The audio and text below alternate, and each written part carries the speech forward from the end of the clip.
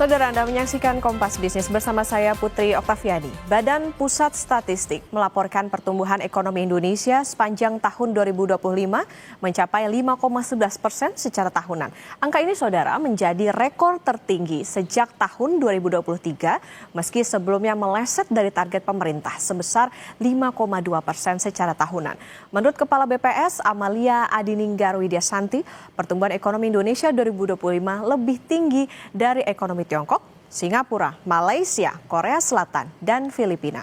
Kepala BPS bilang perekonomian Indonesia diukur berdasarkan besaran PDB 2025 atas dasar harga berlaku mencapai 23.821 triliun rupiah. Berikut pernyataan lebih lengkap dari Kepala BPS. Ekonomi Indonesia pada triwulan 4 2025 mengalami pertumbuhan sebesar 5,39% secara year on year, atau sepanjang tahun 2025 ekonomi Indonesia tumbuh sebesar 5,11%.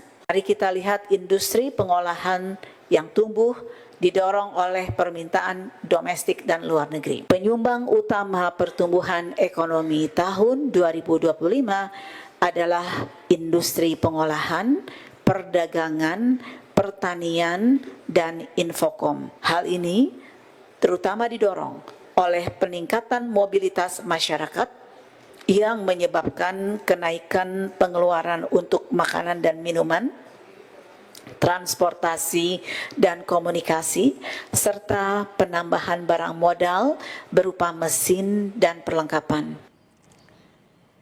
Nah, yang menarik, saudara, di hari yang sama, Moody's Investor Service merilis peringkat kredit Indonesia dengan afirmasi peringkat kredit Indonesia dipertahankan pada level Baa2 atau satu tingkat di atas batas investment grade. Namun, outlook Indonesia turun dari stabil ke negatif. Moody's menyoroti tata kelola ada ketidakpastian dalam pengambilan kebijakan. Kebijakan pemerintah Indonesia cenderung sulit diprediksi. Nah, kita ke data selanjutnya. Kita lihat pertumbuhan ekonomi Indonesia secara kumulatif selama 5 tahun terakhir. Ini didapat dari BPS, saudara. Di tahun 2021, pertumbuhan ekonomi Indonesia tercatat 3,70%. Kemudian di tahun 2022 melesat 5,31%. 2023 tumbuhnya negatif 5,05%. Kemudian 2024 5,03%. Dan di 2025 atau data terbaru adalah 5,11%. Realisasi pertumbuhan ekonomi 2025 ini lebih baik dibandingkan tahun 2024 dan juga tahun 2023, alias tertinggi selama 3 tahun terakhir. Lalu bagaimana dengan pertumbuhan ekonomi pada kuartal 4 tahun 2025? Kita lihat ke data berikutnya. Oke, ini adalah pertumbuhan ekonomi Indonesia tahun 2025 secara tahunan. Di kuartal pertama itu tumbuhnya 4,87%, kemudian di kuartal 2 itu naik 5,12%, namun di kuartal 3, saudara, ada penurunan jadi 5,04%, dan data terakhir di kuartal 4 atau secara triwulanan ini menjadi 5,39%.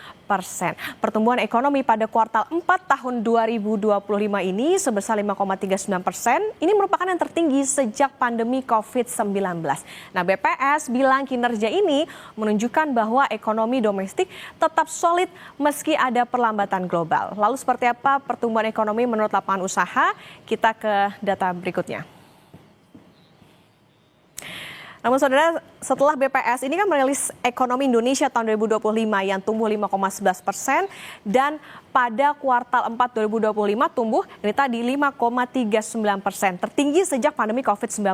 Di hari yang sama, Moody's menurunkan prospek kredit Indonesia dari stabil jadi negatif. Muncul pertanyaan tentu, apakah angka-angka ini menunjukkan pertumbuhan ekonomi yang pulih dan sesuai dengan kondisi real di lapangan? Kita akan langsung bahas bersama dengan ekonom LPM FEB Universitas Indonesia, Tengku Rifki. Selamat pagi, Mas Rifki.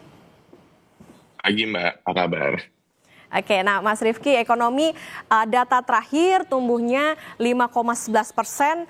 Sebetulnya ini meleset dari target pemerintah 5,2%. Tapi Menkyu bilang ini sebetulnya udah lumayan. Nah, menurut pandangan Anda seperti apa?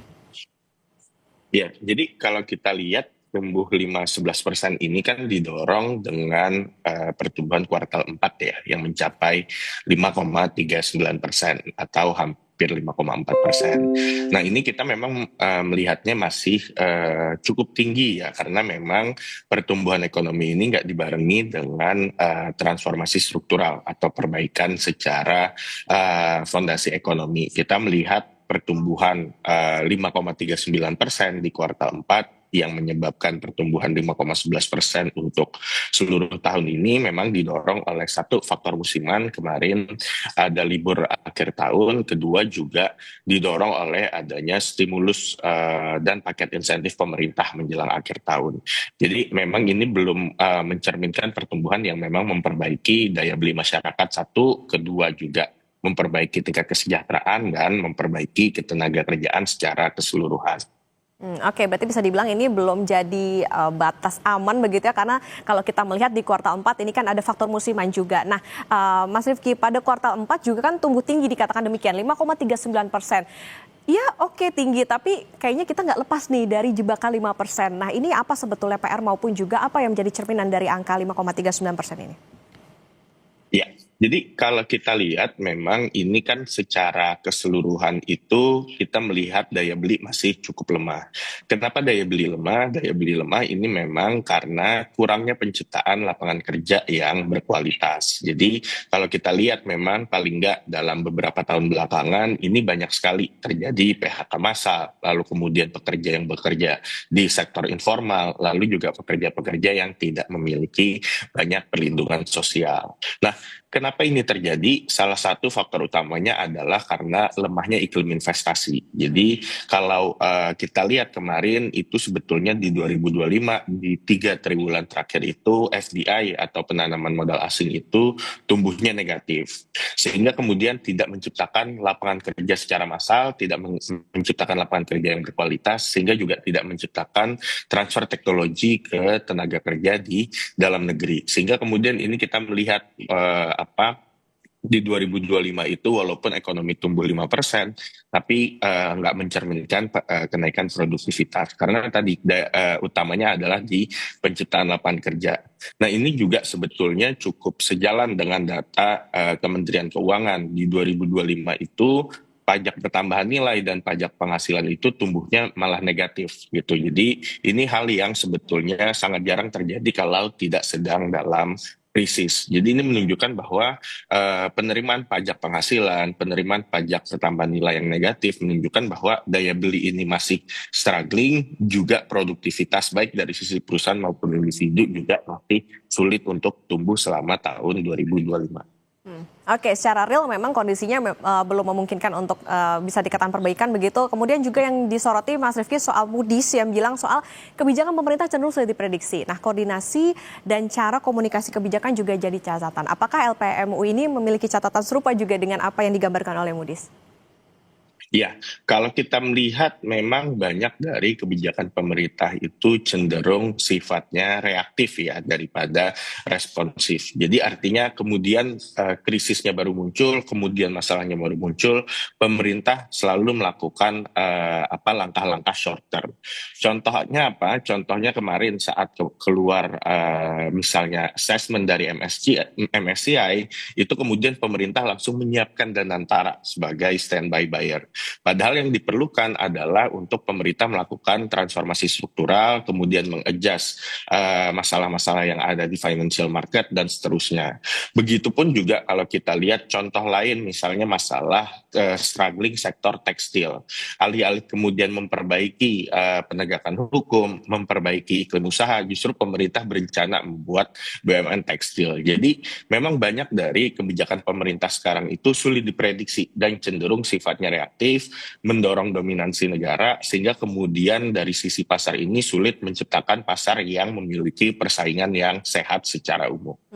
Oke, ini tentunya masih ada beberapa PR bagi pemerintah. Di atas kertas mungkin datanya juga terlihat cantik, tapi yang jadi catatan itu ada tadi faktor secara musiman, dan kalau Menkyu Purbaya punya optimisme bisa tumbuh sampai 6%, tentu masih banyak perbaikan yang perlu dilakukan oleh pemerintah.